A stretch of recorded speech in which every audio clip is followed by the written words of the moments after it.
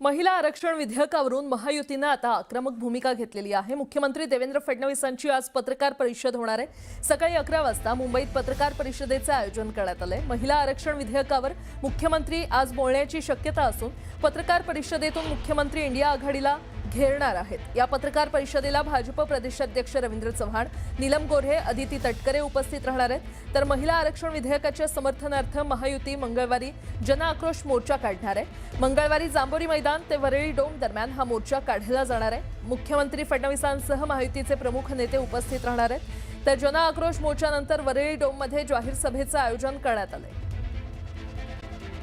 बातमी यवतमाळच्या राळेगावमधून 34 मुली बेपत्ता झाल्याचे आरोप झाल्याने खळबळ उडालेली आहे।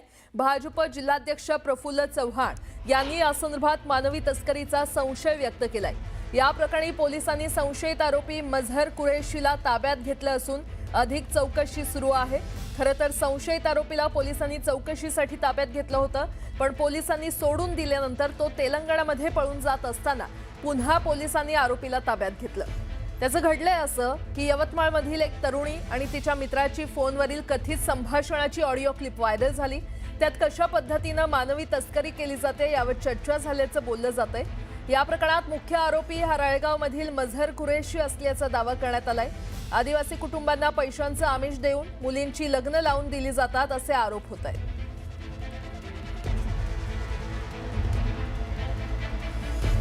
तर सर्वात आधी ऐकूयात व्हायरल होत असलेली ऑडिओ क्लिप। शिवमामा कोण? पोरी काढणारा। अच्छा,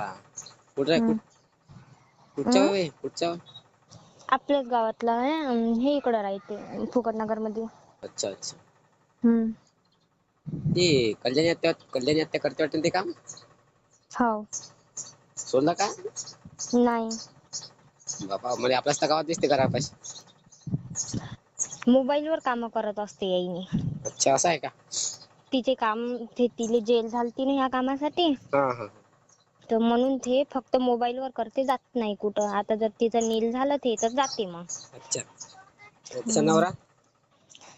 बाबा कल्याणी आत्याचंही लग्न दिलं तर करून कल्याणी आत्या निघाली होती ना। मझहर कुरेशी। हो, त्यानंच दिलं। हो का? खतरनाक काम आहे। तो भी करते का काम तसे? कोण? मझहर कुरेशी नाही, हो ते मजरही करते। मला वाटलं नाही। पैसा किती भेटते मग, पण बदलू व्हायला लागते। तुला काय वाटतं चांगलं काम आहे? नाही, मला चांगलं नाही वाटत बा। सांगत हा पैसा भेटते पण बदलू व्हायला लागते।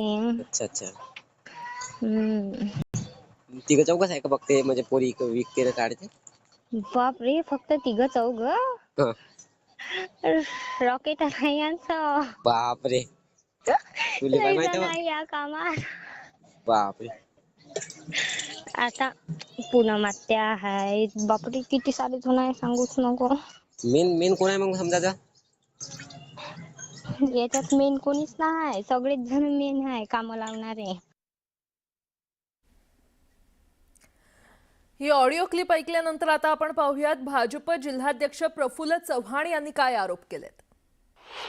याच्यामध्ये लव्ह जिहादचा एक अँगल आलाय। तर या ऑडिओ क्लिपमध्ये असं लक्षात आलंय की मझहर कुरेशी आणि त्याची मिसेस हे दोघं हे पूर्ण सिंडिकेट चालवत आहेत आणि या सिंडिकेटच्या माध्यमातून हिंदू मुलींचं धर्मांतरण करणे आणि त्यांना पुढे वेश्या व्यवसायात करणे अशी शंका यामध्ये उपस्थित होते आहे।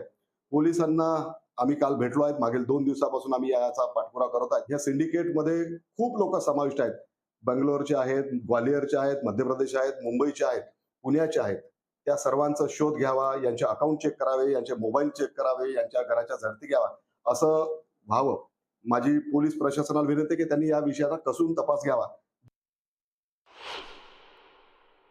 ऑडिओ क्लिप पोलिसांपर्यंत मिळाली, त्याच्यामध्ये जेवढ्या आरोपींचं नाव आहे, त्यात महिला आरोपी असतील काही पुरुष असतील, त्या सर्वांना पोलीस स्टेशनला बोलून राळेगाव पोलीस स्टेशनला आपण सखोल चौकशी केलेली आहे आणि आतूनही ती करीत आहोत।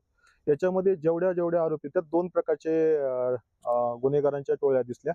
एक महिला आहेत आणि एक दुसरे पुरुषांचे आहेत, यांच्या अलग आहेत। मात्र हे गुन्ह्याचं प्रकार म्हणजे असं आहे की मुलींना भरीस घालून त्यांना वेगवेगळ्या ठिकाणी लग्न लावून देणं आणि लग्न त्याच्यासाठी पैसे कमवणं आणि ह्या मुली 15-20 दिवसांनी परत माघारी आल्यानंतर पुन्हा सासरी न जाणं अशा स्वरूपाचं आहे. आणि ह्याच्यावरून काही ठिकाणी म्हणजे जालन्यामध्ये टेंभुर्णी या ठिकाणी एक फसवणुकीचा गुन्हाही दाखल झालेला आहे. दरम्यान राळेगाव मुली बेपत्ता प्रकरणात पोलिसांच्या ताब्यात असलेला संशयित आरोपी मझहर कुरेशीच्या घरावर नगरपंचायतीनं हातोडा चालवलाय. वलीदादा बादशाह परिसरात मझहरचं अनधिकृत घर होतं. या संदर्भात नगरपंचायतीनं नोटीस बजावली होती. अखेर मुख्याधिकाऱ्यांच्या उपस्थितीमध्ये नगरपंचायतीनं जेसीबीच्या मदतीनं हे अनधिकृत घर पाडलं.